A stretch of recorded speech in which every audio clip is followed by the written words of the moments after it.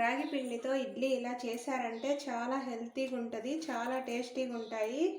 మనం ఇన్స్టెంట్గా అప్పటికప్పుడు చేసుకోవచ్చు, ఎలాంటి పప్పులు నానబెట్టకుండా.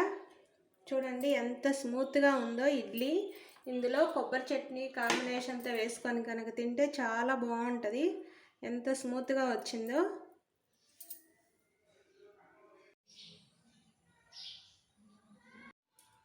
హాయ్ అండి, ఇవాళ నేను రాగి పిండితో అప్పటికప్పుడు తయారు చేసుకునే రాగి ఇడ్లీ తయారు చేస్తున్నాను. కావలసిన ఇంగ్రీడియంట్స్: 1/2 కప్పు బొంబాయి రవ్వ, 1/2 కప్పు వచ్చేసి రాగి పిండి, 1 క్యారెట్ తురుము, 1/2 కప్పు కొత్తిమీర, పెరుగు 1 కప్పు తీసుకోవాలి. ఎంత క్వాంటిటీ అయితే మనం రవ్వ తీసుకుంటామో అదే క్వాంటిటీ.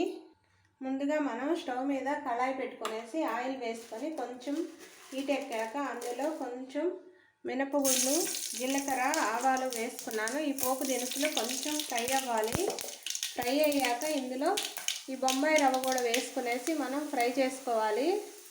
1/2 కప్ తీసుకుంటున్నాను నేను క్వాంటిటీ. ఇప్పుడు ఇది ఫ్రై అయ్యాక ఇందులోనే మనము 1/2 కప్పు రాగి పిండి కూడా వేసుకునేసి దీన్ని ఫ్రై చేసుకోవాలి. చాలా హెల్తీ రెసిపీ రాగి ఇడ్లీ అనేది. మనం ఎలాంటి పప్పులు నానబెట్టకుండా అప్పటికప్పుడు ఇంట్లో ఏదైనా బ్రేక్ఫాస్ట్ లేనప్పుడు ఇన్స్టెంట్గా తయారు చేసుకోవచ్చు. 1/2 కప్పు రాగి పిండి తీసుకొని ఇది కూడా ఫ్రై చేసుకోవాలి. పచ్చివాసన లేకుండా ఉంటుంది. అప్పుడు ఇడ్లీ అనేది స్మూత్గా కూడా ఉంటాయి ఇలా ఫ్రై చేసుకోవడం వల్ల.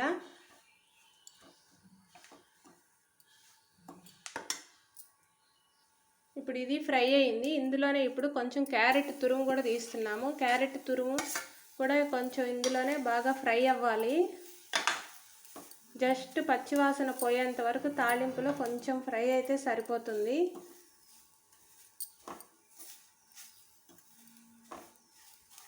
ఇందులోనే ఇప్పుడు కొత్తిమీర కూడా వేస్తున్నా.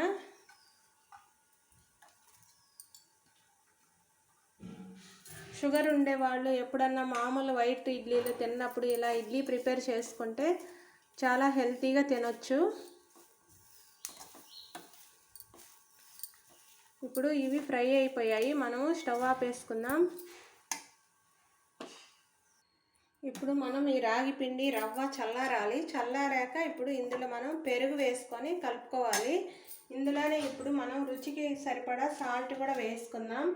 ఇప్పుడైతేనే మొత్తం బాగా మిక్స్ అవుతుంది. సాల్ట్ వేసుకున్నాక ఇప్పుడు నేను ఏ కప్పుతో అయితే రవ్వ అవి తీసుకున్నానో అదే కప్పుతో పెరుగు వేస్తున్నాను. ఇదంతా ఇప్పుడు బాగా మెల్ట్ అవ్వాలి ఇందులో.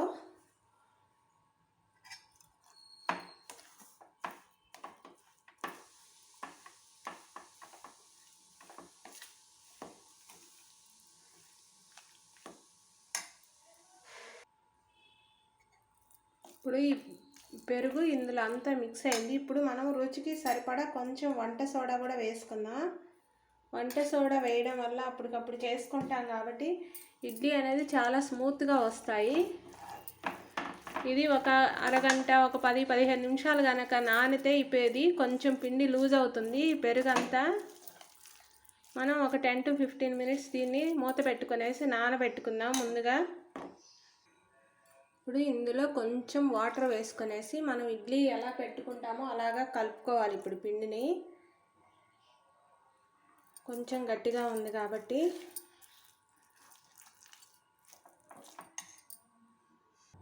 ఇప్పుడు ఇలా కలుపుకున్నాక ఈ కన్సిస్టెన్సీ సరిపోతుంది. ఇప్పుడు మనం ఇడ్లీలు పెట్టుకోవచ్చు. ఇక ఈ ఇడ్లీ ప్లేట్లకి అడుగున మనం నెయ్యి ఉంటే నెయ్యి కానీ నూనె కానీ రాసుకుంటే కరుసుకోకుండా బాగా వస్తాయి ఇడ్లీ. నెయ్యి వేసుకుంటే ఇంకా చాలా మంచి టేస్ట్ ఉంటుంది ఇడ్లీకి. ఇప్పుడు మనం ఇడ్లీ పెట్టుకుందాం. మరీ ఎక్కువగా కాకుండా మోయనంగా పెట్టుకోవాలి.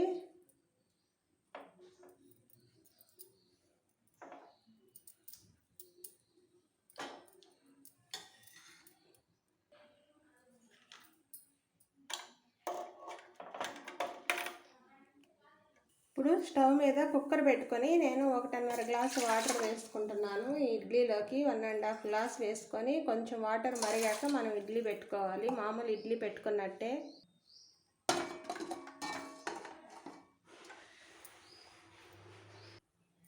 మూత పెట్టుకొని ఒక 20 మినిట్స్ ఉడికించుకున్నాం. ఇడ్లీ ఉడికిపోయాయి, స్టవ్ ఆపేసుకుందాం. టేస్టీ రాగి పిండితో ఇడ్లీ రెడీ అయిపోయింది. చాలా హెల్తీ రెసిపీ. మా వీడియో నచ్చినట్లయితే లైక్ చేయండి, సబ్స్క్రైబ్ చేయండి. Thanks for watching. బాయ్ అండి.